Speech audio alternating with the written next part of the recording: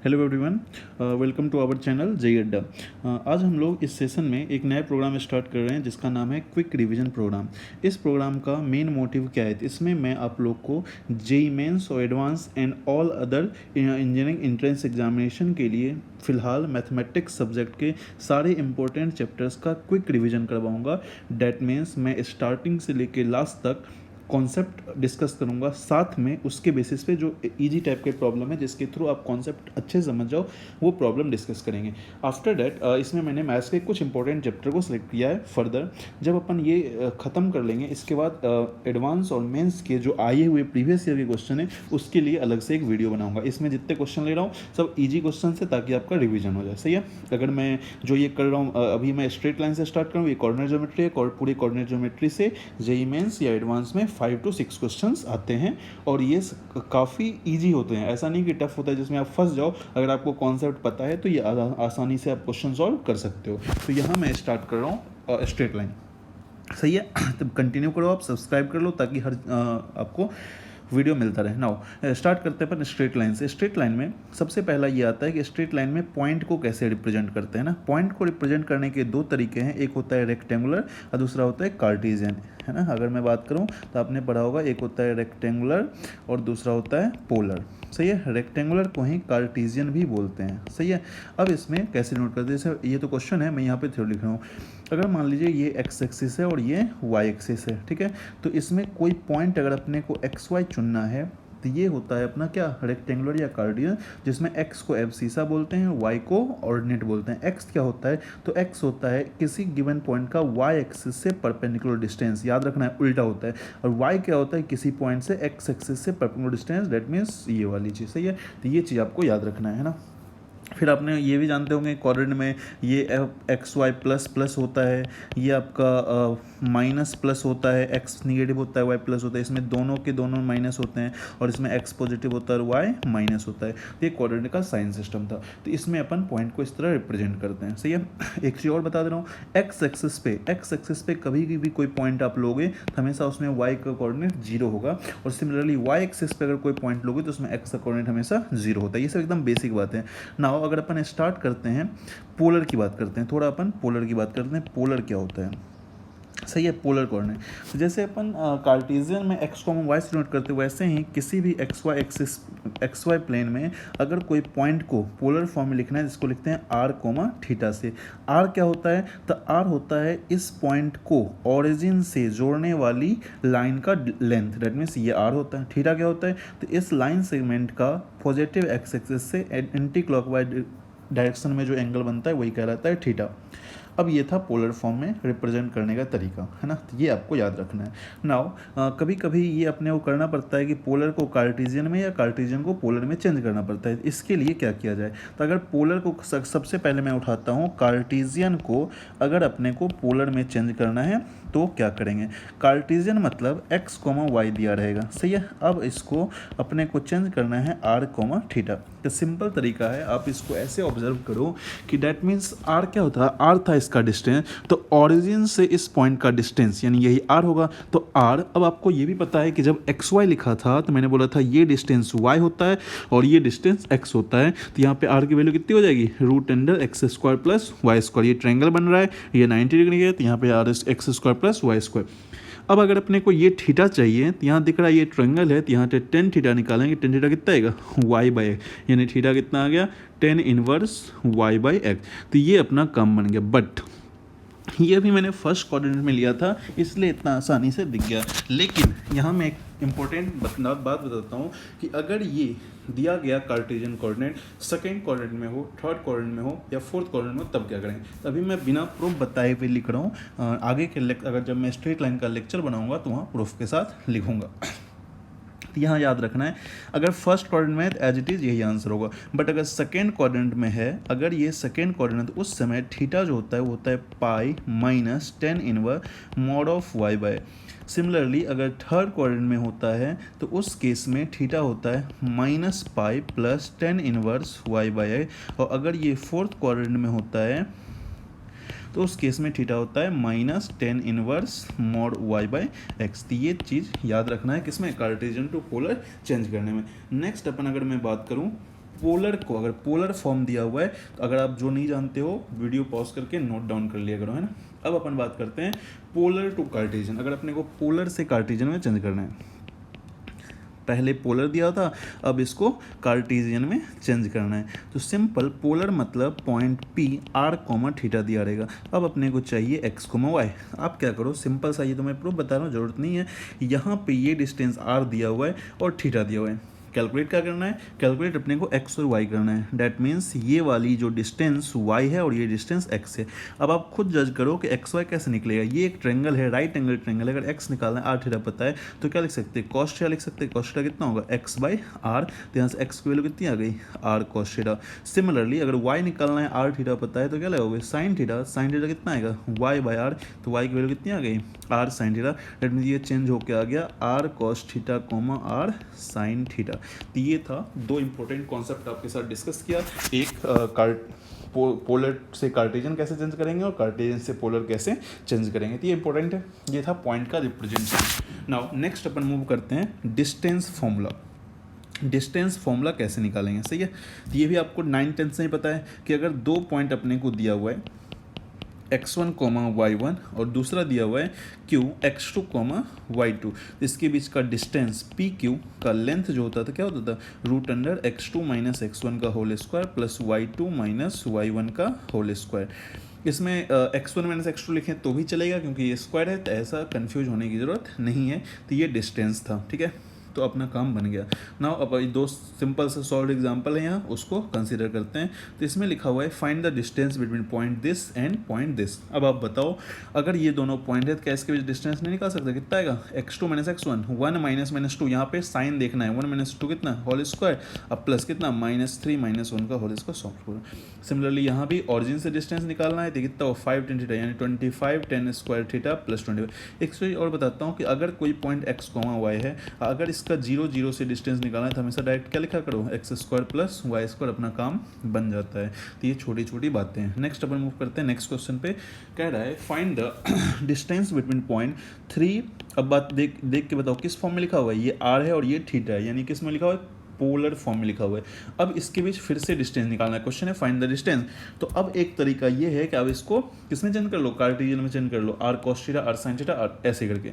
अब इतना करने के बजाय मैं अब यहाँ पे एक न्यू कॉन्सेप्ट बता देता हूँ, फॉर्मूला, जो कि होता है अगर पोलर फॉर्म में है, अगर ये r1 है, ये θ1 है और ये r2 है, θ2 है, तो इसके बीच का डिस्टेंस PQ जो होगा, याद रखना है, r1 square plus r2 square minus 2 r1 r2 cos θ1 minus θ2। तो ये लगाओगे डायरेक्ट, आपको कोई भी कन्वर्ट करने की ज़रूरत नहीं है, आसान है। तो ये से याद रखना है। नाउ नेक्स्ट बढ़ते हैं। अगला नेक्स्ट क्वेश्चन एक और है, find the polar coordinate of point whose Cartesian coordinate are इतना। कार्टेशियन कोऑर्डिनेट दिया हुआ है, पोलर निकालना है। अब आपको मैं बता चुका हूँ कि अगर पोलर टू कार्टेशियन चेंज करते हैं तो पोलर टू कार्टेशियन चेंज करेंगे, सबसे पहले किस में जाएंगे, कोऑर्डिनेट में जाएंगे। कौन से कोऑर्डिनेट में है, 1 - 1 को, ये थर्ड कोऑर्डिनेट में है। अब यहाँ पे ये वाला चाहिए, तो ये आर है, तो आर तो आराम से निकल जाएगा। आर कितना हो जाएगा, -1 का होल स्क्वायर प्लस -1 का होल स्क्वायर, यानी √2, सही है। नाउ थीटा निकालना है, तो थीटा या तो आप इधर से चेंज कर सकते हो या इधर से करोगे तो माइनस लोगे, इधर से करोगे तो प्लस लोगे। तो ये थीटा कितना होगा, ये थर्ड क्वाड्रेंट में है, यानी पाई प्लस थीटा, तो पाई प्लस थीटा यानी कितना, पाई प्लस tan इनवर्स कितना, -1/1 1, यानी कितना, पाई प्लस π/4, यानी कितना, 5π/4। अगर इधर से लेंगे, इधर से, तो ये माइनस पाई में इतना घटाएंगे तो माइनस पाई प्लस π/4, यानी कितना हो जाएगा, -3 पे। देखो कौन सा ऑप्शन है, यहाँ है √2, 5π/4 आंसर हो गया। अब ये भी हो सकता है और ये भी हो सकता है, तो आपका जो मन करे वो ले सकते हो। चलिए नेक्स्ट क्वेश्चन देखते हैं। Find the Cartesian coordinate of point whose polar coordinate. अब पोलर कोऑर्डिनेट दिया हुआ है तो आपको सिंपल पता है, ये r, θ दिया हुआ है, आपको चाहिए x, y, तो x की वैल्यू कितनी होती है, r cos θ, यानी 2√2 cos -3π/4, और y की वैल्यू हो जाएगी 2√2 sin ये जो एंगल दिया हुआ है, तो कितना हो गया, 2√2 इंटू कितना, 1/√2, आई कितना हो गया, 2√2 इंटू कितना, -1/√2। डेट मीन्स ये आ गया 2, ये आ गया -2, 2, -2 आंसर बी। तो ये सब एकदम बेसिक क्वेश्चन है, अगर आना भी होगा तो स्टेट लेवल के छोटे छोटे एग्जाम में आ सकते हैं, मेंस एडवांस में नहीं आ सकते। नेक्स्ट अगला क्वेश्चन की बात करते हैं अपन, नेक्स्ट क्वेश्चन की बात करते हैं। नेक्स्ट क्वेश्चन है द पॉइंट्स इतना आर वर्टिसेज हो, हाँ ये क्वेश्चन छोटे छोटे एग्जाम में आते हैं। द पॉइंट्स आर वर्टिसेज, किसके वर्टिसेज हैं? तो अब आप ट्रायंगल देखो किसके बेसिस पे, साइड पे, सबके बीच साइड निकाल लो। एज्यूम कर लो ए की वैल्यू है -2,3, बी की वैल्यू है 3,8 और सी की वैल्यू है 4,1।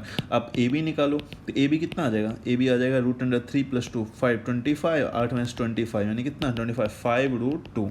अब बी सी निकालो, तो बी सी कितना आ जाएगा? 4 + 3 1 और 49 यानी कितना, ये भी 5√2। अगर आप ए सी निकालोगे, डिस्टेंस फॉर्मूला लगा रहा हूँ है ना, 4 6 36, अब प्लस कितना 3 1 - 3 4 यानी कितना, ये हो गया √40, सही है। 4 + 2 6 36, 1 - 3 2 4 यानी ये दो बड़ा आइसोसलेस, ये क्या हो गया? इन आइसोसलेस ट्रायंगल, ऑप्शन ए। आसान है।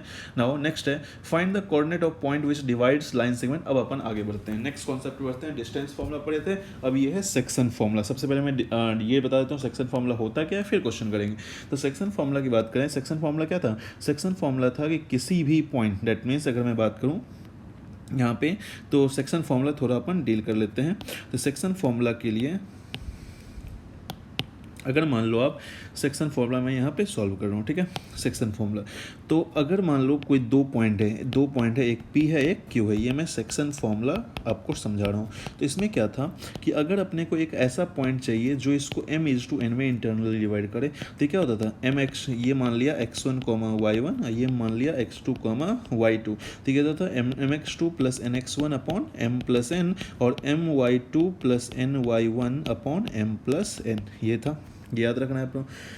और सिमिलरली अगर इसको मान लिया दो पॉइंट है, एक ए है और दूसरा बी है, और इसको कोई मान लीजिए यहाँ पे ए बी, यहाँ पी क्यू लिया था मैंने, पी क्यू, और ये ए था यहाँ बी, ये इसको एक्सटर्नल मतलब रेशियो जो होता है ये m और ये n होता है। इस केस में बी का कोऑर्डिनेट कितना हो जाएगा? mx2 - nx1 upon m-n, similarly my2 - ny upon m-n। तो ये इंटरनल डिवीजन था और ये एक्सटर्नल, ये फॉर्मूला याद रखना है ना। इसी में एक एडवांस में क्वेश्चन आया था 2005, IIT एडवांस 2005 में क्वेश्चन आया था, उसकी बात करते हैं। आपको एक कॉन्सेप्ट बताता हूँ है ना, कि अगर दो पॉइंट है A और B, सही है, उसको कोई पॉइंट P m/n में इंटरनली डिवाइड करता है और कोई पॉइंट Q m/n में एक्सटर्नली डिवाइड करता है, सही है, ये m ये n। Then P and Q को अपन बोलते हैं हार्मोनिक कंजुगेट, याद रखना है कि अगर कोई दो point line joining two points A and B divided by point P and Q internally and externally respectively, then P and Q are known as harmonic conjugate, है ना। और यहीं से अपन ऐसा भी बोल सकते हैं कि दैट मीन्स AP, AB और AQ HP में होगा, यही था क्वेश्चन। तो क्या इसको लिख सकते हैं 2/AB = 1/AP + 1/AQ, APGP के प्रॉपर्टी। तो ये रिलेशन याद रखना, ये IIT 2005 का क्वेश्चन है, ठीक है। तो ये सिंपल सा इसमें एक कॉन्सेप्ट था। नाउ एक आता है मिड पॉइंट का कॉन्सेप्ट। मिड पॉइंट क्या होता है? तो मिड पॉइंट के बारे में बात करें तो मिड पॉइंट, जैसे मान लीजिए ये ए पॉइंट है A x1, y1 और ये B पॉइंट है x2, y2। अपने को इसका मिड पॉइंट का कोऑर्डिनेट चाहिए। तो मिड पॉइंट क्या, ये और ये पार्ट 1:1 होगा, तो डायरेक्ट उसमें फॉर्मूला रख दो, कितना आ जाएगा x1 + x2/2 और y1 + y2/2। आसान है। तो दैट मीन्स ये हुआ मिड पॉइंट फॉर्मूला। जिसको नहीं पता आप नोट कर लो, अगर शॉर्ट नोट्स नहीं बनाए हो तो साथ में नोट करो, करते चलो, इससे अपनी तैयारी अच्छी होती है ना, ठीक है। तो ये सब तरीका है अच्छा करने का। नाउ नेक्स्ट अपन मूव करते हैं, आपको कुछ इंपॉर्टेंट क्वेश्चन सॉल्विंग टिप्स बताता हूँ, है ना। अगर मैं बात करूँ क्वेश्चन सॉल्विंग टिप्स, ध्यान देना है। तो सबसे पहले बात करते हैं, कभी भी एग्जाम में आपको अगर रेशियो पूछे, कोई दो पॉइंट दिया हुआ है उसको डिवाइड करना, तीसरा पॉइंट का कोऑर्डिनेट दिया हुआ है, रेशियो पूछे, हमेशा रेशियो एज्यूम करना है λ/1, इसमें वेरिएबल कम हो जाता है। अब दिया हुआ पॉइंट से उसको आप इक्वेट करके जब सॉल्व करोगे, फॉर एग्जाम्पल ये दिया हुआ है 1,2 और ये B दिया हुआ है 3, -3। अब इसको दिया गया कि एक पॉइंट 2,1 डिवाइड कर रहा है तो इसी रेशियो निकालना है, तो क्या मानेंगे लेमडा इज टू और इक्वेट कर देंगे 2 equals to 3 lambda plus 1 upon lambda plus 1, यहाँ से लेमडा की वैल्यू आ जाएगी। तो अगर लेमडा की वैल्यू पॉजिटिव आती है तो उसको बोलते हैं इंटरनल डिवीजन, सही है, याद रखना है। और लेमडा की वैल्यू निगेटिव आता है तो उसको बोलते हैं एक्सटर्नल डिवीजन, सही है। तो ये सारे कॉन्सेप्ट अपने को याद रखने हैं। नाउ नेक्स्ट अपन बात करते हैं, क्वेश्चन है यहाँ पे अपने पास एक क्वेश्चन लिखा हुआ है, find the coordinate of point which divides the line segment joining 6,3 and -4,3। आप इसको इत्मीनान से लिखो। तो ए की वैल्यू दिया हुआ है 6,3 और बी की वैल्यू दिया हुआ है -4,5। अब इसको इंटरनली एक्सटर्नल, जब इंटरनली करेगा तो इसका कोऑर्डिनेट निकालना है। तो ये तो आप निकाल सकते हो, कितना 3 × -4 plus 2 × 6 divide by 3 plus 2। Similarly 3 × 5 plus 2 × 3 divide by 3 plus 2, ये कोऑर्डिनेट आ गया। सिमिलरली एक्सटर्नली में क्या कर देंगे, यहाँ माइनस कर देंगे। तो ये सब आसान टाइप के प्रॉब्लम है जो कि नहीं पूछे जाएंगे। नाउ नेक्स्ट, समझ में आ रहा है। Next, determine the ratio in which, ये इंपॉर्टेंट क्वेश्चन है, ये अच्छा क्वेश्चन है। तो इसमें कह रहा है determine the ratio in which line divide the segment joining 2 point. 2 point दिया हुआ है, एक पॉइंट दिया हुआ है 1,3 और दूसरा दिया हुआ है 2,7। कह रहा है कि इसको ये लाइन, कौन सा लाइन, 3x + y - 9 इक्वल किस रेशियो में डिवाइड करेगा। तो मैंने जूम कर लिया, किस रेशियो में डिवाइड कर रहा है, लेमडा इज टू 1। हमेशा जब रेशियो निकालना है तो क्या करेंगे, लेमडा इज टू 1 ही एज्यूम करेंगे। नाउ अब मान लो ये पॉइंट P है, तो क्या आप अगर लेमडा इज टू 1 में डिवाइड करें P का ऑर्डर निकाल सकते हैं, बिल्कुल। कितना आएगा, mx2 यानी कितना 2 लेमडा प्लस 1 डिवाइडेड बाई कितना lambda plus 1। Similarly 7 lambda plus 3 upon lambda plus. ये बताओ ये जो पॉइंट है क्या इस लाइन को सेटिस्फाई करेगा, सेटिस्फाई करवा दो। कितना आएगा 3 × 2 lambda plus 1 upon lambda plus 1 plus y यानी कितना 7 lambda plus 3 upon lambda plus 1 -9। Find lambda, you will get ratio, सही है। तो ये सब क्वेश्चन करने के तरीके होते हैं। नाउ नेक्स्ट बढ़ते हैं, in what ratio does x axis divide the line segment 2,-3 and 5,6। ये भी काफ़ी अच्छा क्वेश्चन है। दैट मीन्स दो एक्स एक्सेस, यानी ये मान लो एक्स एक्सेस 2,-3 एंड 5,6, ये है 2,3 और ये है 5,6, 2,-3। इसको किस रेशियो में डिवाइड करेगा, एक्स एक्सेस, ये अपना एक्स एक्सेस होता है, ये किस रेशियो में डिवाइड करेगा। तो मैंने एज्यूम कर दिया कि ये है लेमडा इज टू 1 हमेशा। अब आप बताओ, अभी बताया था एक्स एक्सेस कोई पॉइंट लेंगे, कितना लेंगे, अल्फा,0। बताओ अल्फा वैल्यू कितनी होंगी, अल्फा वैल्यू कितनी होंगी 5 लेमडा प्लस 2 डिवाइड बाई कितना लेमडा प्लस 1, है ना। और y, ये अब बताओ y की तो वैल्यू 0, ये नोन है, तो डायरेक्ट इसी की क्यों ना वैल्यू निकाल दें। तो ये निकालने की जरूरत नहीं है, याद रखना है। जो ये 0 पता है, 0 निकालेंगे। 0 इक्वल कितना होगा 6 लेमडा प्लस कितना 3 अपॉन लेमडा प्लस 1। तो लेमडा वैल्यू कितनी आ गई -1/2, यानी रेशियो क्या होगा, एक्सटर्नल होगा। रेशियो क्या होगा, एक्सटर्नल होगा, और वो 1:2 का रेशियो है। तो ये आसान तरीका है निकालने का। नेक्स्ट है, find the coordinate of point with trisection. एक कॉन्सेप्ट आता है ट्राइसेक्शन, डायरेक्ट मैं क्वेश्चन के थ्रू करता हूँ, है ना। Find the coordinate of point with try. 2 point दिया हुआ है, एक पॉइंट दिया हुआ है 1,-2 और दूसरा दिया हुआ है -3,4। इसको ट्राइसेक्ट कर रहे हैं। ट्राइसेक्ट मतलब 2 इक्वल पार्ट, 3 इक्वल पार्ट में डिवाइड करना है। तो मैंने बोला ये P है और ये कितना है Q, जो कि इसको इक्वल पार्ट में डिवाइड कर रहा है। अब आपको दोनों पॉइंट के कोऑर्डिनेट निकालना है। सिंपल सा तरीका है कि ये बताओ, अगर मुझे P निकालना है और ये दोनों पॉइंट बता, ये जो पार्ट होगा ये कितना पार्ट होगा, ये 1 पार्ट होगा, सही है। और यहाँ से यहाँ कितना पार्ट होगा, 2 पार्ट होगा, यानी रेशियो क्या होगा 1:2। तो P का कोऑर्डिनेट कितना हो जाएगा 1:-3 plus 2:1 divided by 1 + 2। Similarly 1:4 plus 2:2 divide by 1 + 2। अब बताओ P आ गया, B आ गया, दोनों पार्ट इक्वल है, क्या इसका Q इसका मिड पॉइंट होगा। तो यहाँ से अपना आंसर आ गया। तो ये सब याद रखना है क्वेश्चन सॉल्व करने के तरीके।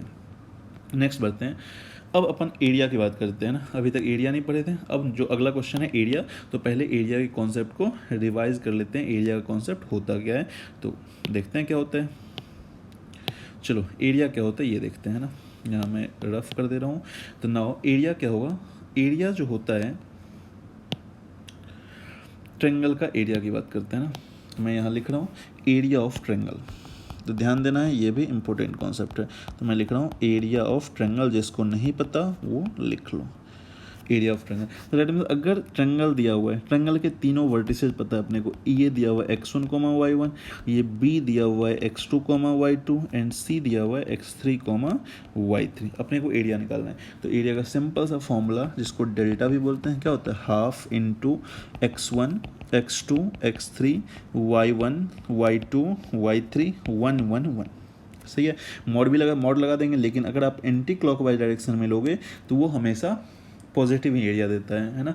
या मॉड लगा दो आप, सही है। या इसको ऐसे भी लिख सकते हो, हाफ इंटू क्या x1 into y2 minus y3 plus x2 into y3 minus y1 अब plus x3 into y1 minus y2। इसको ये तरीका है। इसको याद कैसे रख सकते हो, तो ऑर्डर है इसका, देखो x बाहर होगा y अंदर होगा, ये याद रखना है। फिर 1 2 3 2 3 1 3 1 2, जस्ट 1 2 3 2 3 1 ऐसे बना लो। 1 2 3 1 2 3 2 3 1 और 3 1 2, बस एक चक्कर लगा देना है सारा। अब यही एरिया, ये अपना एरिया आ गया। याद रखना है कि अगर एरिया एरिया में मॉड लगाना है। एक क्वेश्चन सॉल्विंग टिप्स में बताऊँ, है ना, क्वेश्चन सॉल्विंग टिप्स QST, इसका नाम अपन QST डालते हैं। अगर QST की बात अपने शॉर्ट नोट्स में QST करके लिख सकते हो, है ना, QST क्वेश्चन सॉल्विंग टिप्स। कि अगर कभी भी एरिया दिया हुआ है ना, तो हमेशा मॉड के साथ उस दिए गए चीज़, गिवन चीज़ को इक्वेट करना है, तो मॉड हटाएगा तो प्लस माइनस 2 आंसर आएगा। हमेशा इसमें लोग कन्फ्यूजन करते हैं, ठीक है, तो ये याद रखना है। अब एक जैसे यहाँ पे था एरिया ऑफ ट्रेंगल था। अगर एग्जाम में एरिया ऑफ पॉलीगन आता है, अलग अलग टाइप के पॉलीगन आते हैं, जैसे क्वाड्रिलेटरल, जैसे आपने 9th में पढ़ा होगा कि मान लो इसका एरिया क्वेश्चन में पूछ दिया, तो अगर इसके दिए हुए हैं ए दिए हुए हैं x1 y1, ये बी दिए हुए हैं x2 y2, ये दिए हुए सी दिए हुए हैं x3 y3, या ये डी दिए हुए हैं x4 y4।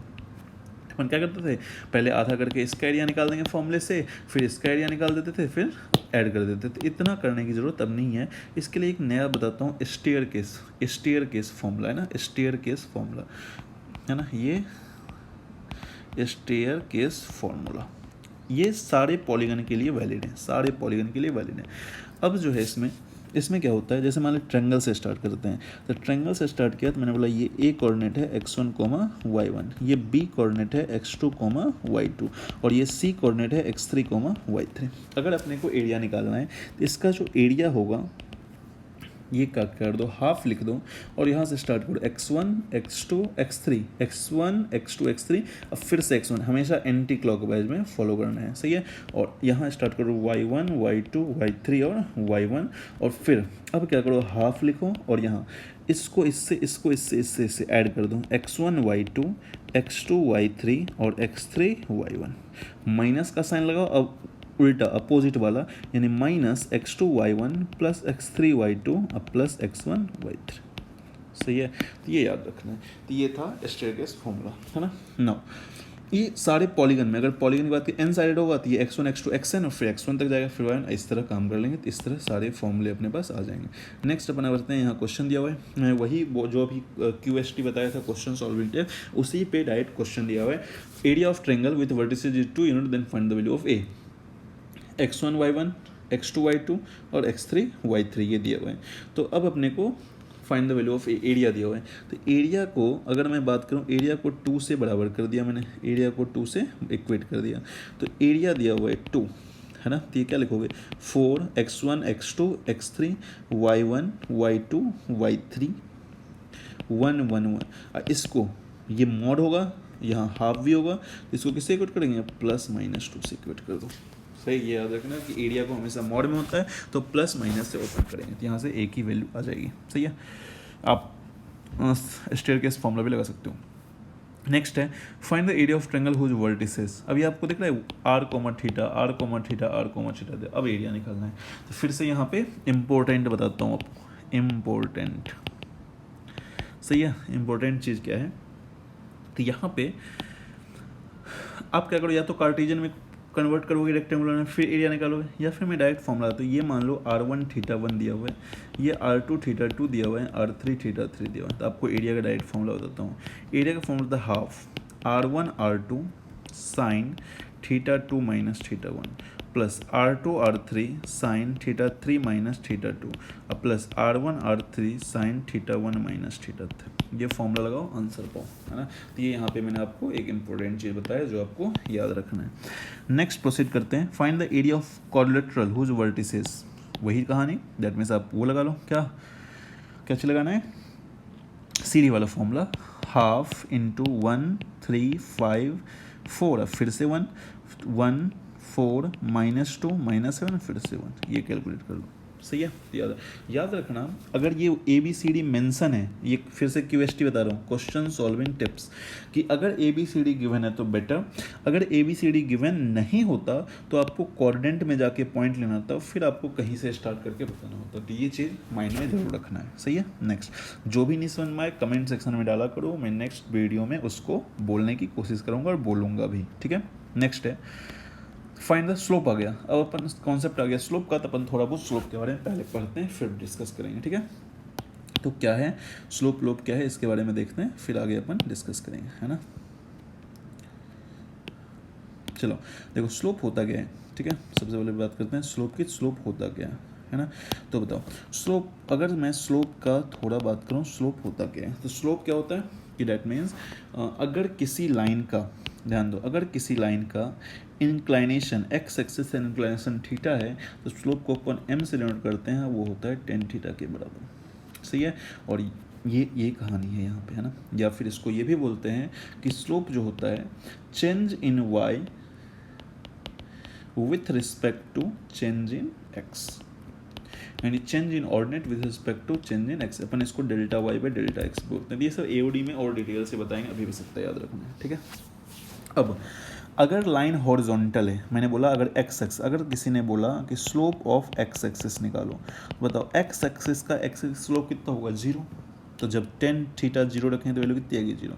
अगर किसी ने पूछा स्लोप ऑफ y एक्सिस बताओ, तो ये बताओ कि x एक्सिस के साथ y एक्सिस का एंगल कितना है π/2 है, tan π/2 कितना होता है इनफाइनाइट, स्लोप कितना होगा इनफाइनाइट। ठीक है। तो ये चीज़ याद रखना है कि जितने भी लाइन होंगे अगर वो x एक्सिस के पैरेलल है तो उसका स्लोप हमेशा 0 होगा, और जितने भी लाइन है अगर वो y एक्सिस के पैरेलल है तो उसका स्लोप हमेशा इनफाइनाइट होगा। एक चीज़ और बताता हूँ, जो स्लोप का एक्चुअल डेफिनेशन होता है वो होता है कि tan of angle made with positive direction of axis, हमेशा इधर से और इन एंटी क्लॉकवाइज डायरेक्शन। ये याद रखना है कि जो स्लोप में tan थीटा होता है वो एक्स पॉजिटिव एक्स एक्सिस के साथ एंटी क्लॉकवाइज डायरेक्शन में एंगल होता है। ठीक है। तो ये चीज़ अपने को दिमाग में रखना है। तो ये होता है स्लोप। अब मैं एक नया चीज़ यहाँ डिस्कस कर रहा हूँ। सबसे पहले कॉन्सेप्ट ऑफ कोलिनियरिटी। सही है, ये भी इंपॉर्टेंट है। यहाँ मैं लिख रहा हूँ concept of collinearity. Concept of collinearity क्या होता है ये। सही है। तो कोलिनियरिटी मतलब, कोलिनियरिटी की का डेफिनेशन लिखा है कि इफ़ 3 और more than 3 points lies on same line then they are called collinear. कि अगर एक ही लाइन में 3 point A B C 3 point lie कर रहे हैं तो इसको बोलते हैं कोलिनियर पॉइंट। अब इसको कैसे पता कर सकते हैं, तो 3 और 4 मेथड होते हैं। फर्स्ट मेथड होता है यूजिंग डिस्टेंस फॉर्मूला, यूजिंग, ये सब कॉन्सेप्ट मैं डिस्कस करूँ, डिस्टेंस फॉर्मूला। अब आप क्या करो, अगर ये तीनों एक ही लाइन में हैं तो क्या मैं बोलूँ AB प्लस BC इक्वल होगा किसके AC। अगर ये एक लाइन में नहीं होता ऊपर तो AB प्लस BC क्या होता है AC से बड़ी होती, लेकिन कोलिनियर होने के लिए होगा। दूसरा केस होता है सेक्शन फॉर्मूला। अगर आपको याद होगा तो अगर सेक्शन फॉर्मूला अपन बोलते थे line joining 2 points divided by third point, तो अगर तीनों कोलिनियर होगा तभी सेक्शन फॉर्मूला अप्लाई होगा। थर्ड होता है area of triangle. Area of triangle, ये बताओ कि अगर कोई 3 पॉइंट्स कोलिनियर है तो क्या कोई ट्रायंगल बन सकता, कभी भी ट्रायंगल नहीं बन सकता। तो इस केस में एरिया ऑफ ट्रायंगल क्या होगा 0। तो आप एरिया ऑफ ट्रायंगल 0 लगाओ, आ जाएगा। फोर्थ होता है यूजिंग स्लोप। यूजिंग स्लोप, ये कैसे बताएंगे, तो स्लोप डैट मीन्स, अब बताओ तीनों अगर एक ही लाइन में है, जैसे मैंने बोला ये एक्स एक्सिस, ये वाई एक्सिस और ये लाइन बनाया, यहाँ पे A है, यहाँ पे B है, यहाँ पे C है। अब बताओ तीनों एक ही पॉइंट बनाया, तो जो एक्सिस से ये एंगल वही यहाँ ये भी होगा, यही यहाँ ये भी होगा। तो क्या मैं बोलूँ स्लोप ऑफ AB बराबर होना चाहिए किसके, स्लोप ऑफ AC। तो अगर ऐसा होता है तो अभी अपन बोलेंगे लाइन क्या है, कोलिनियर है। ठीक है। तो ये सब तरीका है।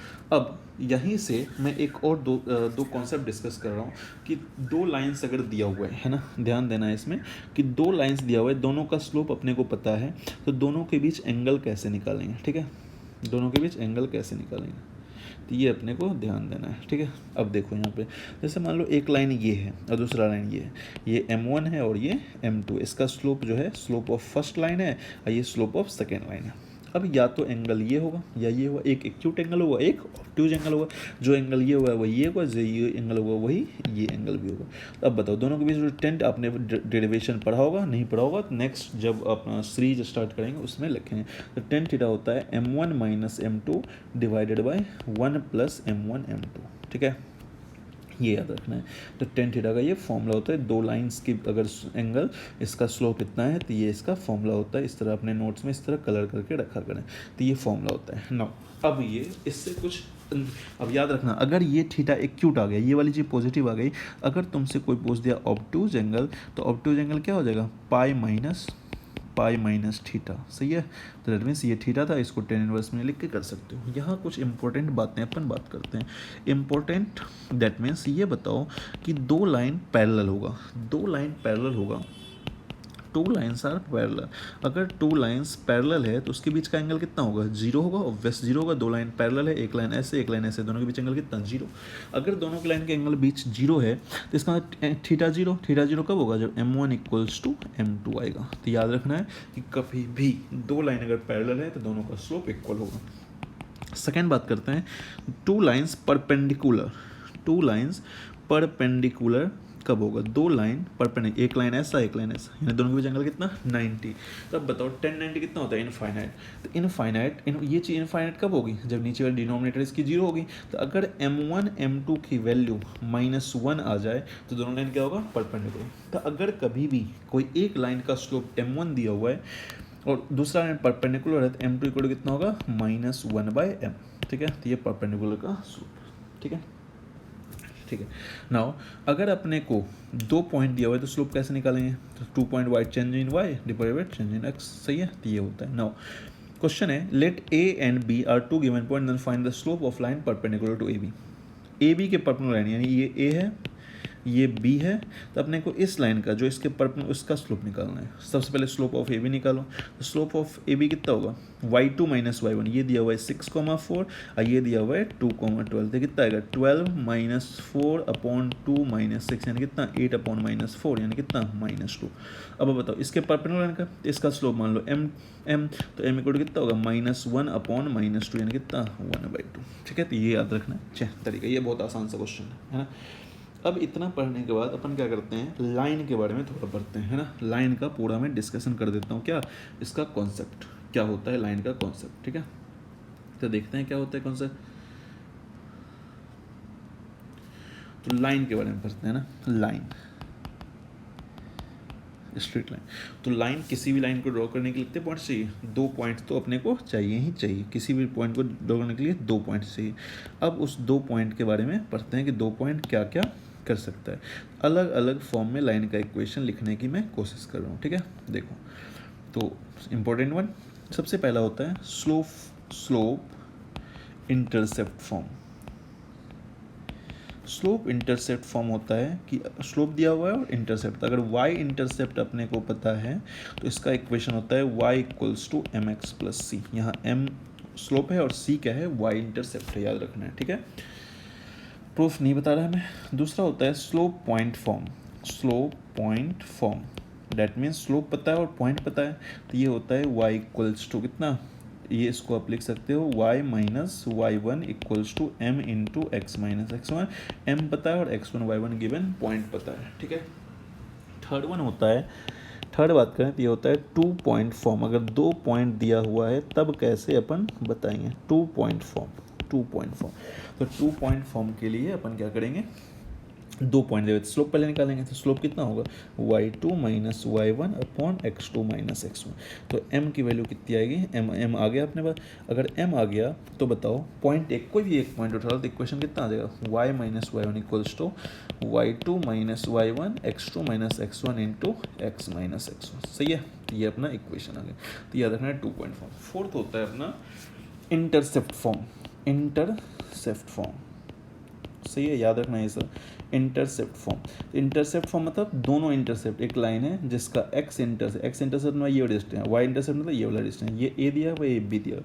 तो इक्वेशन कितना होगा, x/a + y/b = 1। ये कोई बड़ी बात नहीं है। ये अगर लेंथ ए है तो इस पॉइंट पे क्या लिखोगे a, 0, और ये अगर लेंथ बी है तो इसको क्या लिखोगे 0, b। तो क्या 2 पॉइंट फॉर्म से लाइन का इक्वेशन लिख सकते हो? तो ये लाइन का इक्वेशन होता है x/a + y/b = 1। ठीक है, अब यहाँ पे मैं दो चीज़ QST बता रहा हूँ, क्वेश्चन सॉल्विंग टिप्स। QST दो चीज़ बता रहा हूँ, याद रखना कि अगर कभी भी एग्जाम में है ना लेंथ अगर ये दिया हुआ है कि कोई लाइन इक्वल इंटरसेप्ट बना रहे तो इसका इक्वेशन लिखें। तो इक्वल इंटरसेप्ट बनाने का मतलब होता है या तो दोनों इंटरसेप्ट की लेंथ पॉजिटिव होगी या दोनों इंटरसेप्ट की लेंथ निगेटिव होगी। तो उस केस में m हमेशा -1, स्लोप हमेशा -1 एज्यूम करना है, या तो ऐसा होगा या फिर ऐसा होगा। ठीक है, लेकिन ये फर्स्ट टिप्स था। अगर सेकेंड टिप्स बताऊं, अगर ऐसा लिखा हुआ है कि लेंथ ऑफ इक्वल इंटरसेप्ट, यानी लेंथ ऑफ इक्वल इंटरसेप्ट में क्या हो सकता है, लाइन ऐसा भी हो सकता है, ऐसा भी हो सकता है, ऐसा भी हो सकता है, या फिर ऐसा। तो यहाँ पे m की वैल्यू +-1 दोनों लेनी होती है। तो ये दो इंपॉर्टेंट कॉन्सेप्ट मैंने बताया जिसको आपको याद रखना है। ठीक है, नेक्स्ट अगर बात करें तो अगला है normal form of line. Next होता है नॉर्मल फॉर्म ऑफ लाइन। ठीक है, इसकी बात करते हैं, normal form of line. Normal form of line सही है, ये एक स्पेसिफिक तरीका है। दैट मीन्स हमें उस लाइन का इक्वेशन निकालना है जिसका ऑरिजिन से परपेंडिकुलर डिस्टेंस p, अब वो जो एंगल थीटा बना रहा है वो दिया हुआ है, ये एंगल अल्फा बना रहा है। तो ये होता है x cos alpha plus y sin alpha equals to p, जहाँ पे p पॉजिटिव होना चाहिए और अल्फा की वैल्यू 0 से 2π ओपन होना चाहिए। ठीक है, नॉर्मल फॉर्म ऑफ लाइन ये दिया रहेगा तभी यूज करेंगे, अदरवाइज यूज नहीं करेंगे। अगला होता है parametric form of line. Parametric form of line ये क्या होता है? तो पैरामेट्रिक फॉर्म में होता है कि अगर एक पॉइंट दिया हुआ है, थीटा दिया हुआ है, तो इक्वेशन यानी x - x1 upon cos theta equals to y - y1 upon sine theta equals to r। ठीक है, इसका एप्लीकेशन इंपॉर्टेंट है, जो फिर से QST ही समझ लो आप। तो इसका एप्लीकेशन बहुत इंपॉर्टेंट है। एप्लीकेशन क्या है कि अगर मान लो कोई लाइन है, सही है, कोई लाइन है, अगर इसका x एक्सिस के साथ एंगल थीटा है, ठीक है, और उस पर कोई पॉइंट P दिया हुआ है x1, y1, तो इस पॉइंट से r डिस्टेंस, मैं जो बोल रहा हूँ r डिस्टेंस ऊपर एक पॉइंट Q का कोऑर्डिनेट निकालना है। ठीक है, तो ये इस फॉर्मूला से निकल सकता है। कैसे? थीटा पता है तो इसको ऐसे लिखोगे, r डिस्टेंस क्या लिखोगे, दैट मीन्स ये इस पॉइंट का अगर x, y है तो इसकी x की वैल्यू होगी x1 + r cos थीटा और y की वैल्यू होगी y1 + r sin थीटा। ये सिमिलरली अगर r डिस्टेंस नीचे आएंगे तो उस पॉइंट का वैल्यू होगा x1 - r cos थीटा और y1 - r sin थीटा। तो ये कॉन्सेप्ट याद रखना है कि अगर किसी लाइन पे कोई पॉइंट दिया हुआ है, उससे r डिस्टेंस ऊपर और r डिस्टेंस नीचे, यानी r डिस्टेंस एबव और r डिस्टेंस बिलो अगर पॉइंट निकालना है तो वो अगर एबव निकालना है तो x1 + r cos थीटा और y1 + r sin थीटा होगा, बिलो निकालना है तो वो माइनस हो जाएगा। तो ये बहुत इंपॉर्टेंट कॉन्सेप्ट है, पैरामेट्रिक फॉर्म है। फिर होता है स्टैंडर्ड फॉर्म ऑफ लाइन। एक कॉन्सेप्ट फिर से आता है, स्टैंडर्ड फॉर्म ऑफ लाइन कैसे निकालेंगे। ठीक है, तो जैसे standard form of quadratic equation होता है, वैसे स्टैंडर्ड फॉर्म ऑफ लाइन भी होता है। तो स्टैंडर्ड फॉर्म ऑफ लाइन की बात करते हैं। Standard form of line, standard form of line होता है ax + by + c = 0। ठीक है, अब इस लाइन में अगर आपको बोला जाए स्लोप निकाल दो, y इंटरसेप्ट निकाल दो, x इंटरसेप्ट निकाल दो, तो मैं अलग अलग तरीके बताता हूँ। अगर आपको बोला जाए स्लोप निकालने के लिए, अगर बोला जाए y इंटरसेप्ट निकालने के लिए, अगर बोला जाए x इंटरसेप्ट निकालने के लिए, तब कैसे निकालेंगे? एकदम आसान तरीका बताता हूँ। अगर स्लोप निकालना है तो स्लोप आया था, स्लोप इंटरसेप्ट फॉर्म में चेंज करते हैं। देखो आप देखो वो लिख सकते हैं y = -a/b इंटू एक्स अब -c/b, ऐसा लिख सकते हैं। इसको कंपेयर करो y = mx + c से, तो m कितना दिख रहा है -a/b। ठीक है, यानी कितना हो गया minus coefficient of x divided by coefficient of y। ये होता है स्लोप। तो कभी भी अगर इस फॉर्म में स्टैंडर्ड फॉर्मेट में लाइन दिया हुआ है, तो अगर अपने को स्लोप निकालना है तो वो लिखेंगे minus coefficient of x divide by coefficient of y और अपना आंसर आ जाएगा। अब जो बता रहा हूँ y इंटरसेप्ट और x इंटरसेप्ट निकालने का तरीका, ये भी काफ़ी अच्छा है। तो अगर कभी भी किसी लाइन में y इंटरसेप्ट निकालना है तो x की वैल्यू क्या कर दो 0। अगर x पुट x = 0, अगर y इंटरसेप्ट निकालना है तो x की वैल्यू क्या करेंगे 0, तो y की वैल्यू कितनी आएगी -c/b आंसर। अगर x इंटरसेप्ट निकालना है तो पुट y = 0, तो x की वैल्यू कितनी आएगी -c/। समझ में आया? तो ये तरीका होता है किसी भी लाइन से स्लोप निकालने का, वाई इंटरसेप्ट निकालने का तरीका, एक्स इंटरसेप्ट निकालने का तरीका। स्लोप निकालना है उसको चेंज कर दो, वाई कोड एम एक्स प्लस सी में, वाई इंटरसेप्ट निकालना है एक्स पुट करो 0, एक्स इंटरसेप्ट निकालना है वाई पुट करो 0, ठीक है? तो ये होता है तरीका। नाउ दूसरा कॉन्सेप्ट की बात करें, फिर अभी मैं कॉन्सेप्ट पूरा डिस्कस कर रहा हूँ एक साथ। नाउ फिर अगेन नेक्स्ट कॉन्सेप्ट डिस्कस करता हूँ कि जैसे वहाँ पे लाइन के बीच एंगल, लाइन के बीच स्लोप अपन, लाइन के बीच दो लाइन है, सपोज एक लाइन है y equals to m1x plus c1 और दूसरा एक है y equals to m2x plus c2। ये ज़रूरी नहीं है कि इस फॉर्मेट में हो, वो ax प्लस by वाले फॉर्मेट में भी हो सकता है।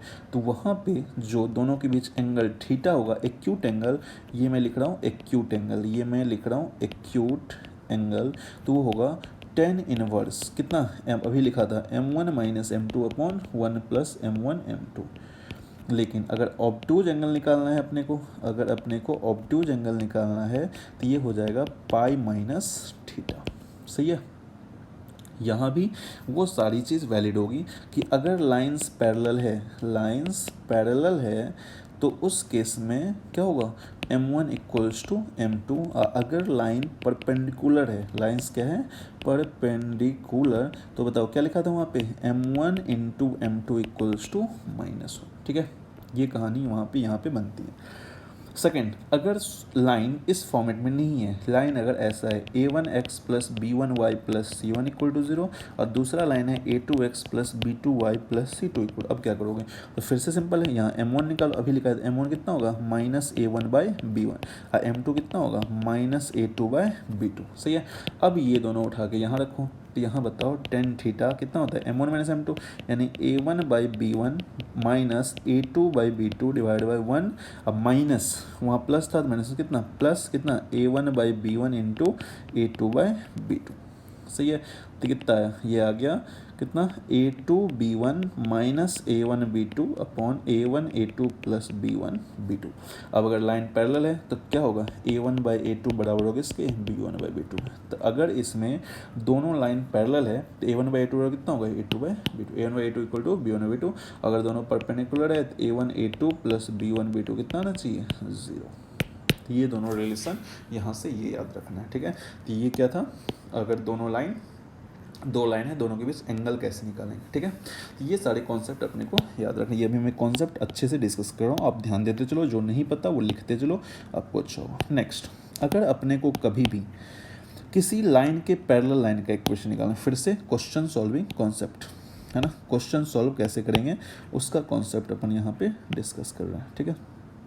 देखो, डेट मीन्स अगर एक लाइन है ax plus B Y plus C equal to 0, अगर अपने को इसके पैरेलल लाइन का इक्वेशन निकालना है तो इसका होगा ax plus B Y plus lambda equal to 0। Lambda क्या है, पैरामीटर है, जो कैसे निकलेगा, तो यूजिंग गिवन इन्फॉर्मेशन से इसको सॉल्व कर सकते हैं। ठीक है? अब ऐसा क्यों किया, क्योंकि लाइन पैरेलल है, स्लोप इसी पे डिपेंड करेगा, तो अभी भी slope same as it is ऐसे होगा। सही है? अगर लाइन ऐसा है ax plus B Y plus C equal to 0 और अपने को इसके परपेंडिकुलर लाइन का स्लोप लिखना है, इसके क्या करना है, परपेंडिकुलर लाइन का स्लोप लिखना है, तो उस केस में क्या करो, इसको लिखो ऐसा bx minus A Y plus mu equal to 0। X के कोफिशिएंट वाई के कोफिशिएंट एक्स में, बीच में साइन चेंज कर देना, अगर प्लस है तो माइनस, माइनस है तो प्लस। तो ये है किसी भी लाइन के पैरेलल और परपेंडिकुलर लाइन के इक्वेशन लिखने का तरीका। तो ये सब कॉन्सेप्ट है, ये सब QST है, यानी क्वेश्चन सॉल्विंग टिप्स है, जो कि आपको याद रखना है। ठीक है? नेक्स्ट अपन आगे प्रोसीड करते हैं। अगर कभी भी एक लाइन का दूसरे लाइन के साथ एंगल दे रखा है और दूसरी लाइन का स्लोप है, फिर से मैं QST डिस्कस कर रहा हूँ, यानी QST ये डिस्कस, एक लाइन है जिसका स्लोप m1 है और इसके बीच एंगल निकालना है, तो m सॉल्व करना है, m सॉल्व करना है, थीटा निकालना है। एक लाइन का पता है, उसके बीच का एंगल पता है, सपोज एंगल दिया हुआ है, इसको मान लिया π/4 दिया हुआ है और m1 2 दिया हुआ है, m2 निकालना। अब आप क्या करो, तो आपको पता है tan थीटा यानी कितना हो जाएगा, 10 π/4, और किस में आएगा, मॉड में, याद रखना यही गलती होगा। तो m-2 अपॉन 1 प्लस 2 है, यहाँ से m मॉड हटाएंगे, किस में आएगा, प्लस में, तो plus minus 1 equals to m-2 upon 1 plus 2 है, यहाँ से m की 2 वैल्यू जाएंगे। ठीक है? तो ये सब तरीका याद रखना है। नेक्स्ट अपना है कि किसी भी दो पैरेलल लाइन के बीच का डिस्टेंस। अब अपने को ये पता चल गया पैरेलल लाइन कैसे होता है, अपने को उसके बीच का डिस्टेंस निकालना है। तो सपोज एक पैरेलल लाइन ये है, इसको लिख दिया a1x, ax लिखते हैं अपन, ax plus by plus c1 equal to 0, और दूसरा लाइन लिखा ax plus by plus c2 equal to, याद रखना ये वाली चीज़ दोनों में सेम होनी चाहिए। तो इसके बीच जो परपेंडिकुलर डिस्टेंस d आएगा उसका फॉर्मूला होता है c1 minus c2 upon root under a square plus b square. तो याद रखना, ठीक है, आसान सी है।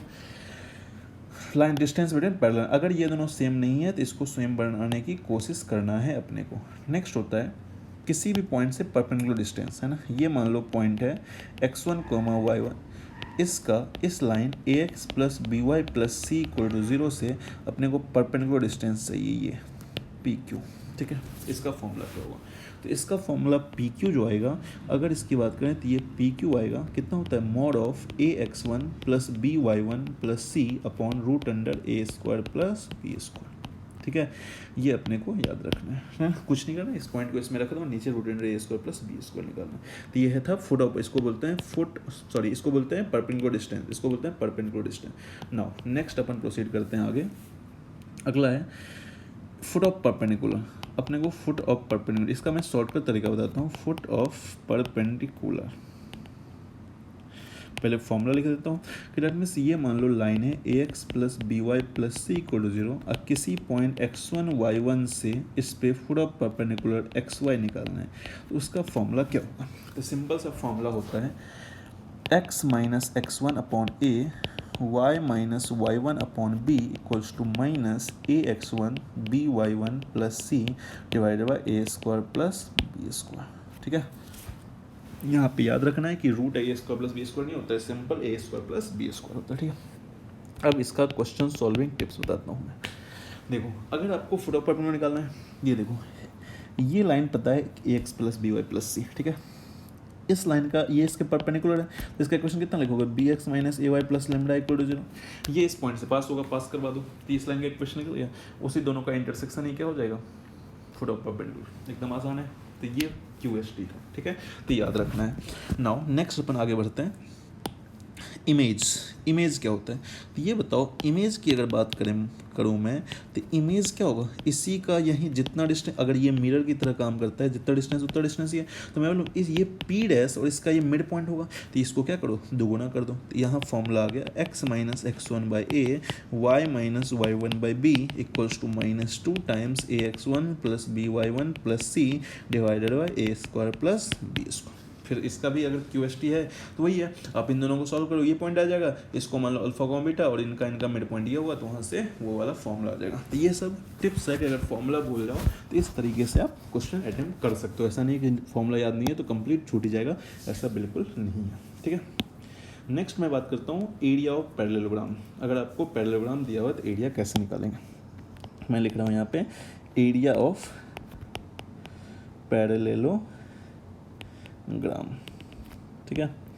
तो area of parallelogram that means उसके इक्वेशन, जैसे मान लो ये मैंने बनाया पैरेललोग्राम, ये ऐसा पैरेललोग्राम है, मैंने बोला इसका इक्वेशन है y equal to m1x plus c1, इसका इक्वेशन है y equal to m1x plus c2, दूसरा इसका इक्वेशन है y equal to m2x plus d1, इसका इक्वेशन है y equal to m2x plus d2, ठीक है।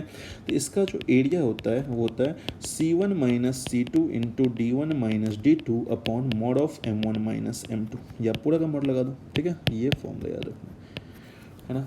लेकिन अगर यही side AX plus BY format दे तो M1 M2 निकाल के इसमें डाल लो, ठीक है। तो ये तरीका होता है इस फॉर्मेट में, है ना, उसको भी याद रख सकते हो आप। जैसे मान लो अगर उस फॉर्मेट में करें तो मान लो ये है पैरेललोग्राम, इसका इक्वेशन मैंने लिखा y इक्वल्स,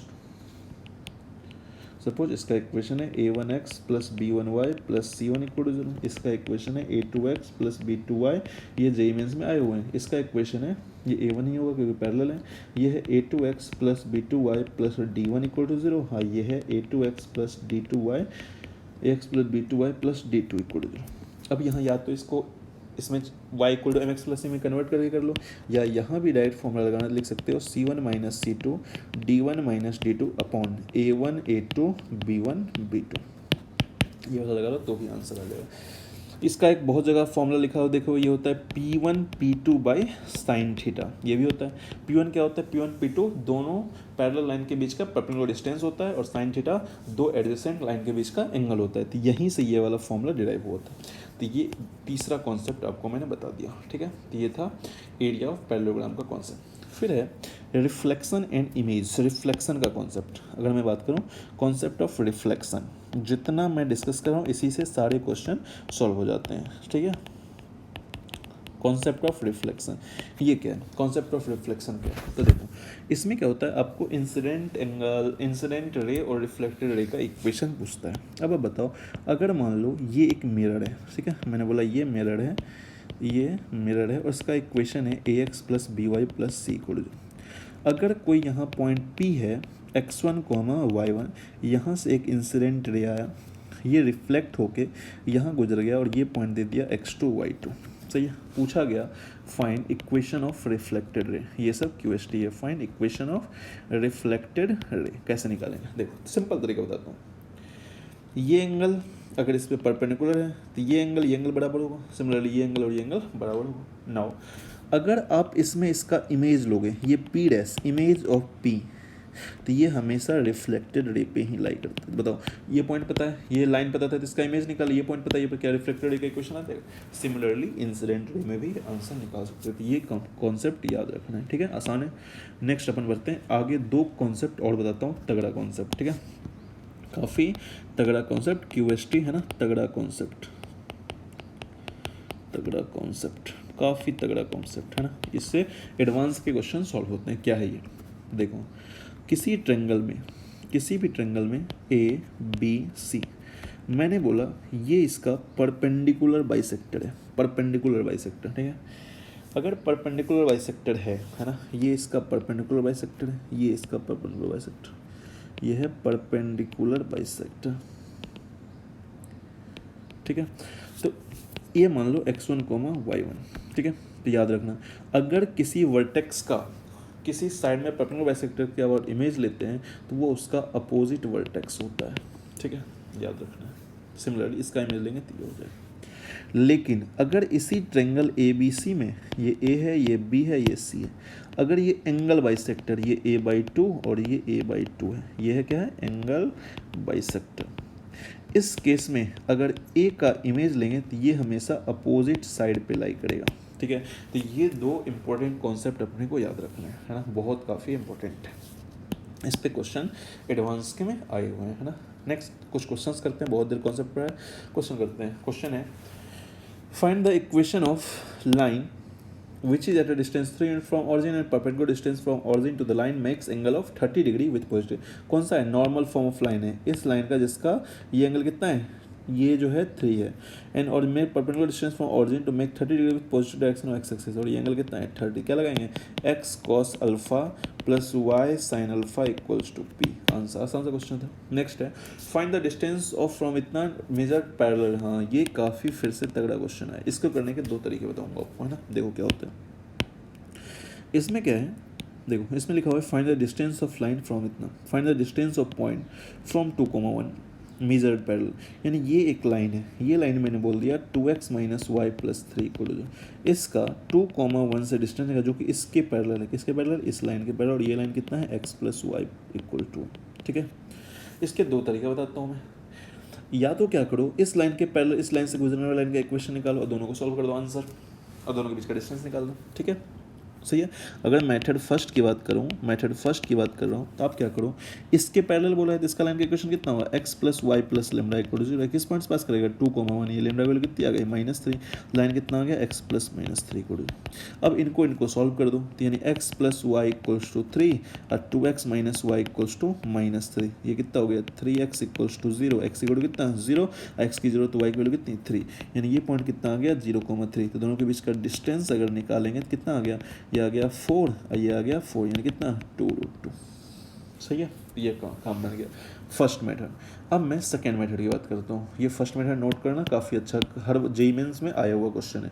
नेक्स्ट अपन बात करते हैं किसकी, एडवांस के क्वेश्चन की, सॉरी इसका मेथड सेकेंड, मेथड सेकेंड कैसे करेंगे, तो मेथड सेकेंड क्या कहता है, देखो ये लाइन है, ये पॉइंट है 2,1, इसके पैरेलल निकालना है X plus Y equals to, तो दैट मीन ये मैंने बोला थीटा, इस लाइन के पैरेलल है तो थीटा सेम होगा, तो इससे इस पे डिस्टेंस कितना होगा, यानी मैं लिख सकता हूँ 2 प्लस ये डिस्टेंस r मान लिया, r कॉस, यहाँ पे स्लोप कितना है, स्लोप है -1, यानी कॉस कितना, कॉस 1 -1 135, 135, और फिर ये कितना हो गया 1 प्लस आर साइन 135 हुआ। अब ये पॉइंट इस पे लाई करवा दो, कौन से पे, 2x plus 2x minus Y plus 3 equal to 0, इस पे लाई करवा दो, यहाँ से आर की वैल्यू आ जाएगी। मजा आया। तो ये सब तरीका है क्वेश्चंस को अच्छे से सॉल्व करने का। ये मैंने 2 तरीका बताया, क्यों, क्योंकि ये जेईई मेंस की वजह से काफ़ी इंपॉर्टेंट क्वेश्चन है। ठीक है, नेक्स्ट आगे बढ़ते हैं। नेक्स्ट लिखा हुआ है find the alpha if point lie inside the triangle. ये भी काफ़ी अच्छा क्वेश्चन है कि किसी ट्रेंगल में पॉइंट इनसाइड लाई करे तो उसका रेंज कैसे निकालें। सिंपल है, ये ए है, ये बी है, ये सी है। आप तीनों को सॉल्व करके ए बी सी निकालो। ठीक है, अब देखो ये दोनों पॉइंट इसके ऊपर लाई करेगा, उसका कंडीशन लगा दो। ये दोनों पॉइंट इस लाइन के ऊपर लाई करेगा, उसका कंडीशन लगा दो। ये दोनों लाइन इस लाइन के ऊपर लाई करेगा, उसका कंडीशन लगा दो।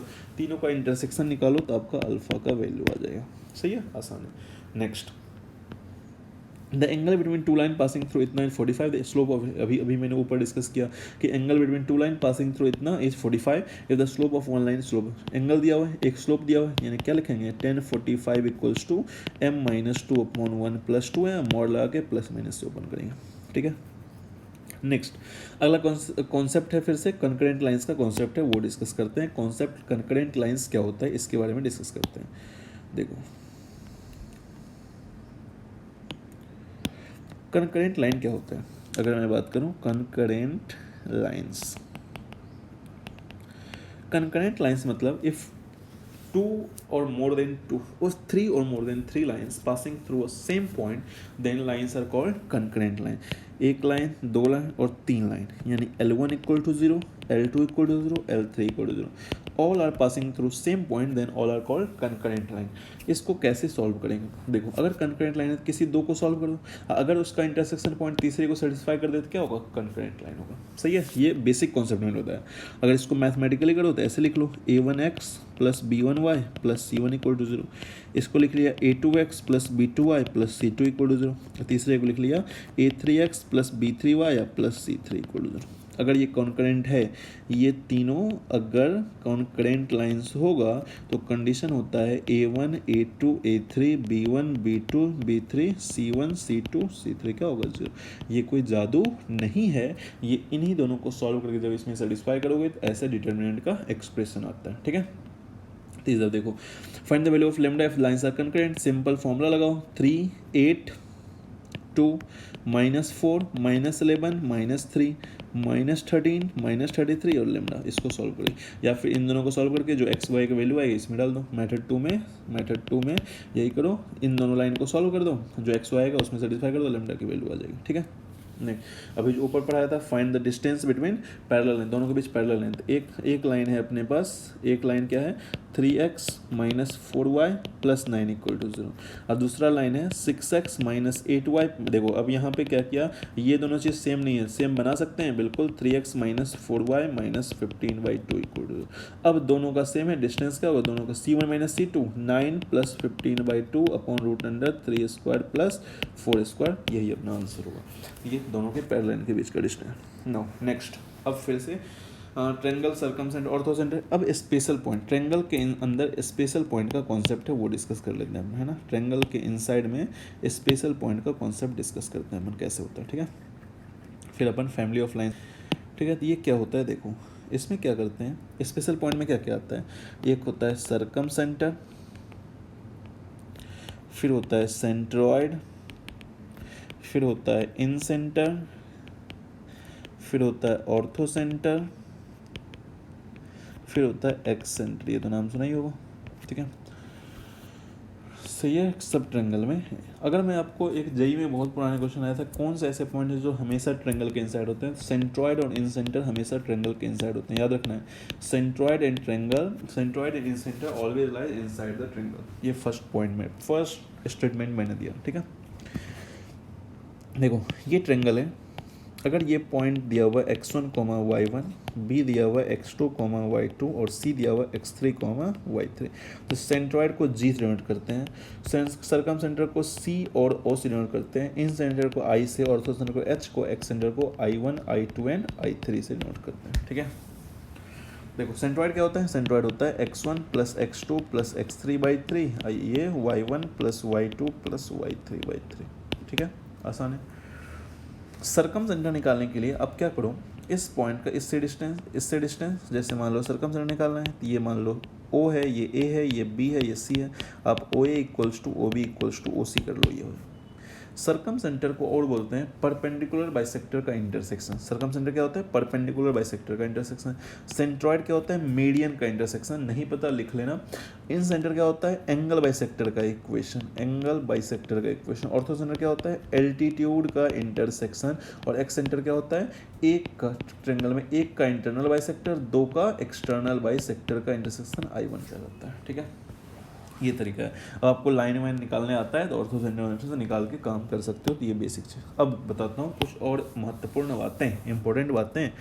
तो इसमें क्या है, अगर मैं बोलूँ तो राइट एंगल की बात करते हैं। राइट एंगल, ये मैं बात कर रहा हूँ राइट एंगल ट्रायंगल की।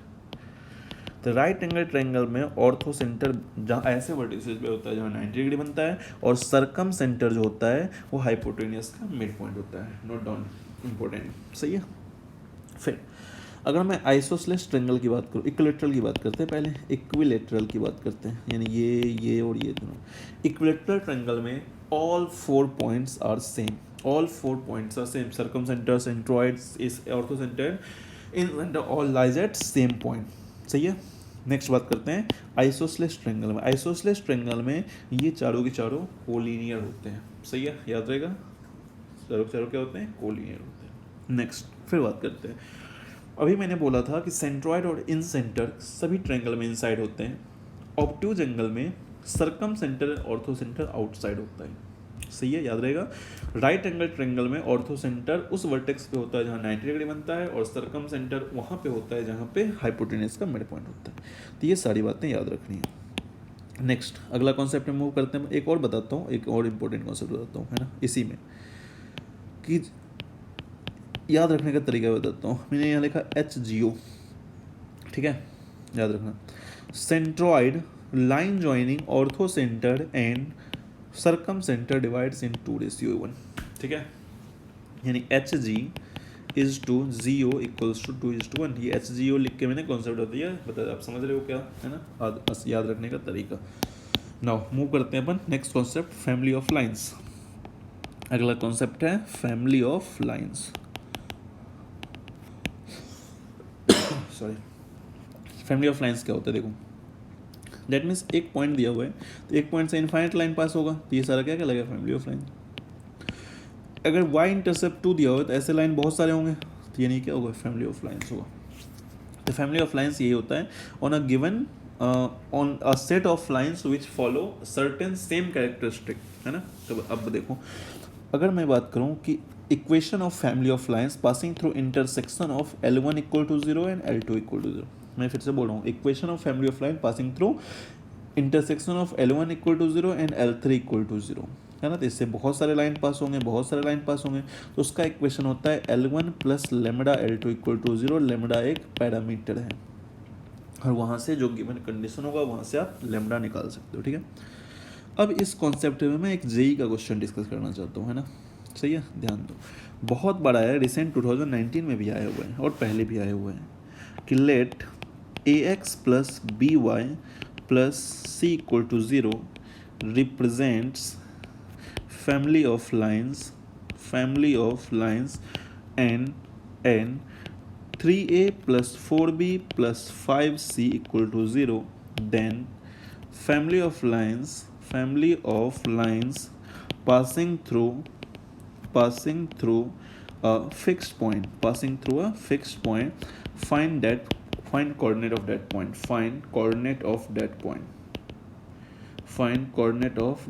point, कैसे निकालेंगे। सही है, देखो अब ऐसा क्वेश्चन जब भी है फैमिली ऑफ, मैं सिंपल बताता हूँ, आप जो दिया हुआ है उन दोनों को कंपेयर करो। यहाँ क्या लिखा हुआ है, AX plus BY plus C equal to 0, but यहाँ क्या लिखा हुआ है, 3A plus 4B plus 5c equal to 0। Family of lines है, ये कंपेयर करो, ये c है यहाँ 5c है, तो इसमें 5 से डिवाइड करो, कितना बन गया 3/5a 4/5b plus c equal to. अब अगर ये फैमिली ऑफ लाइन्स होगा, दोनों एक दूसरे कैरेक्टरिस्टिक को सेटिस्फाई करें, कंपेयर करो, x की वैल्यू कितनी है 3/5, y की वैल्यू कितनी है 4/5, यही वो पॉइंट हो गया। ये सबसे आसान तरीका जेईई मेंस में बहुत बार पूछा है और यही डायरेक्ट तरीका है काम है। इस तरह के क्वेश्चन को LMVT से भी करेंगे बाद में, है ना, LMVT से भी ये सब क्वेश्चन होता है। नाउ नेक्स्ट आगे है, नेक्स्ट क्वेश्चन है, if a triangle has ortho centre at 1,1, circum centre at इतना, देन कोऑर्डिनेट, अभी बताया था HGO रूल, HGO यानी जी अपने को नहीं पता, ऑर्थो सेंटर कितना है 1,1 और ये कितना है 3/2, 3/4, ये कितना रेशियो 2:1, यहाँ से XY निकाल लो 2:1 में, सही है, आसान है। अब बाइसेक्टर का कहानी आ गया, चलो बाइसेक्टर भी डिस्कस कर लेते हैं, इतना पढ़े तो बाइसेक्टर के बारे में भी जान लेते हैं। देखो बाइसेक्टर क्या होता है, एंगल बाइसेक्टर क्या होता है, ठीक है। वैसे डिटेल में तो बताऊंगा तो बहुत टाइम लग जाएगा, बट मैं शॉर्ट फॉर्म में जितना बता रहा हूँ उतना याद रखो, काम बन जाएगा। मान लो एक ये L1 इक्वल टू 0 है, मैंने बोला ये A1x plus B1y plus C1 equal to 0 है, और ये है A2x plus B2y plus C2 equal to 0। अब इसका एंगल बाइसेक्टर, तो एंगल बाइसेक्टर या तो एक होगा ये या एक ये, इसमें एक एक्यूट होगा दूसरा ऑब्ट्यूज होगा, कैसे निकालेंगे, सही है, एकदम बेसिक तरीका बताता हूँ, याद रखना है। सबसे पहले क्या करो, जो लाइन दिया उसमें C1 और C2 को पॉजिटिव बना लो, ठीक है, C1 C2 को क्या कर देंगे पॉजिटिव बना देंगे। नो ये अगर बाइसेक्टर का डेफिनेशन बोल दिया होता है locus of point from which perpendicular distance are equal, उस पॉइंट का लोकस जहाँ से परपेंडिकुलर डिस्टेंस क्या होता है इक्वल होता है, वही होता है क्या उसका एंगल बाइसेक्टर का इक्वेशन। देख C1 C2 को पॉजिटिव बना लो, तो ये A1x plus B1y plus C1 divided by root under A1 square plus B1 square equals to plus minus A2x plus B2y plus C2 divide by root under A2 square plus B2 square, ठीक है। ये दो line आएगा, इसमें एक होगा acute angle bisector, दूसरा होगा ऑब्ट्यूज एंगल बाइसेक्टर। कैसे पहचानेंगे कौन सा एक्यूट है कौन सा ऑब्ट्यूज है, इसके लिए एकदम सिंपल सा तरीका बताता हूँ आपको। अब आप क्या करो, C1 C2 को आपने पॉजिटिव बना लिया है, A1 A2 plus B1 B2 निकाल लो, सही है। अगर ये पॉजिटिव आया, ये क्या आया पॉजिटिव, तो पॉजिटिव साइन से जो खुलेगा वो होगा ऑब्ट्यूज, और जो निगेटिव साइन से खुलेगा ये वो होगा एक्यूट, ठीक है। लेकिन अगर A1 A2 plus B1 B2 क्या आ गया निगेटिव, उस केस में पॉजिटिव वाला होगा एक्यूट और निगेटिव वाला होगा ऑब्ट्यूज, सही है, एकदम आसान सा तरीका। फिर क्वेश्चन लाइक पूछता है कि ऑरिजिन किधर लाइक करेगा, ऑरिजिन वाला बाइसेक्टर किधर होगा, सही है, origin bisector lies origin side, हमेशा याद रखो एक्यूट वाला जो होता है वही ऑरिजिन साइड लाइक करता है, हमेशा एक्यूट वाला बाइसेक्टर जो होता है वही origin, provided that C1 C2 क्या होता चाहिए पॉजिटिव, ठीक है। चलो क्वेश्चन पे बढ़ते हैं। क्वेश्चन है find the bisector of line, identify the bisector containing origin, इतना, ठीक है, चेक कर लेते हैं। तो C1 C2 क्या है पॉजिटिव, C1 C2 पॉजिटिव नहीं है तो बनाओ।